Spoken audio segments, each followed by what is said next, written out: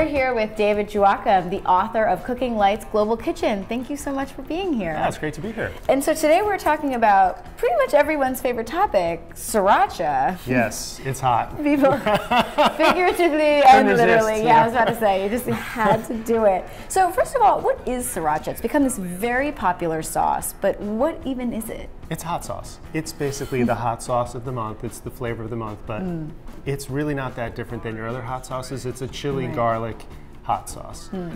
So it's got vinegar in it like most hot sauces do. It has chilies like most hot sauces. And what's interesting about it is the history. People think of it as a Vietnamese condiment because you find it at Vietnamese American restaurants. You squirt it on banh mi, you squirt it in your pho, you know. But it's actually a Thai condiment. And so what are the origins of Sriracha? Like, where did it come from? So Sriracha is a town on the eastern coast of Thailand. And the company that claims to be the originator supposedly, yeah, so here's all the story, the murky story. Murky background of Sriracha. Apparently a Thai housewife in the 1930s created this sauce, which was really more like a dipping sauce, kind of like cocktail sauce for shrimp. Thin dipping sauce to perk up the food that they had on the coast, fish. So apparently she sold the company that she developed to a larger Thai food company in the 80s, and they started marketing Sriracha. The what's quote unquote the real Sriracha. When we talk about the real Sriracha, there are a lot of different flavors, textures. So what are the differences between brands that you might see? I mean, most Americans are most familiar, you know, with the green bottle, the squeezable bottle, but you know, what are the variations within Sriracha? Yeah, so let's go to the one people know.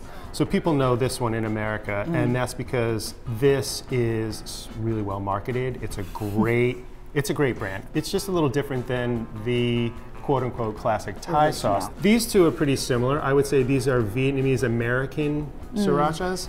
These are both Thai Srirachas. This is called the Shark brand, and this one is fermented a little bit longer than the Vietnamese American one. It's also pureed, thinner, so you can see this one is kind of thin and runny, and that gets back to that use of it as a dipping sauce. Versus a ketchup alternate hot sauce. Exactly, yeah, versus it being more like a condiment like ketchup. So Americans are used to using ketchup bottles, squirting it like this, but it is thicker, that Vietnamese American version, and these are a little bit thinner.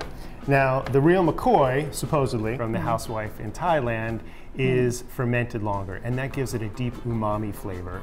It's why things like fish sauce, any kind of seaweed, kombu, kelp, have this savory flavor. In addition to the salt, it's a savory flavor. That's umami. So this one has more of that. These American ones are a little bit sweeter. They're a little bit more vinegary also. All of these will go well on banh mi or pho, or, I mean, I'm sure you've seen tons of recipes. Like Subway has a Sriracha sub now, so you could put it on anything. It really is just a shot. It's a shot of spice is what it is. But if you also want the shot of umami, I would go for one of these two. And how do you make your own Sriracha? I don't know if you've ever made Sriracha before, but or any chili sauce or hot sauce before.